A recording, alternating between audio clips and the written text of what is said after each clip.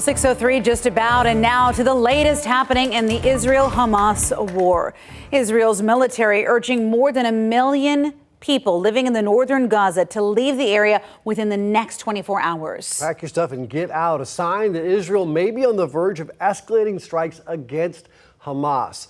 U.S. Secretary of State Antony Blinken described the horror in Israel as being beyond human comprehension. The Biden administration working to evacuate thousands of Americans in Israel. On the Gaza Strip, hospitals are at their breaking point. People trapped in the city, desperate for basic necessities. And you know, the FBI is warning extremists may use the conflict in the Middle East as a reason to incite violence, particularly targeting Jewish and Muslim Americans. Hamas called for global protests today, describing it as, quote, a day of rage. Police across the country are on high alert. And here at home, the Austin Police Department put out a statement on the war happening in the Middle East, saying officers will be on, quote, tactical alert today. APD did not share a lot about what that means, but according to the department, officers are working with the state and federal partners to assess local impacts associated with the conflict. Any suspicious activity or potential threats should always be reported to 911. The saying goes, if you see something, say something, always and at all times.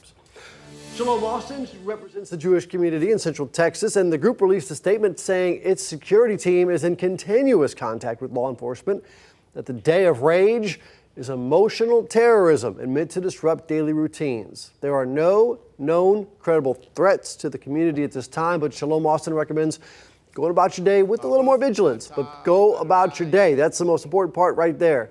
Report any suspicious activity to police. And the war in the Middle East hits closer to home to some Central Texans. Dory Roberts from Leander discovered his family had been taken hostage by Hamas. He found this out through a TikTok video, this video there. And now he's talking to anyone willing to listen, sharing their stories, faces, and names to try and bring them home. Those images come back to me at night, their faces. I know that I'm sleeping on a bed and then sleeping in a tunnel somewhere in Gaza Strip with no food, no daylight, no water, no communication. There's nobody to tell them that it's going to be okay. Well, 5 of his family members were taken. He says he will not rest or stop trying to bring them home. Can't imagine finding out your family was kidnapped through TikTok. Unbelievable.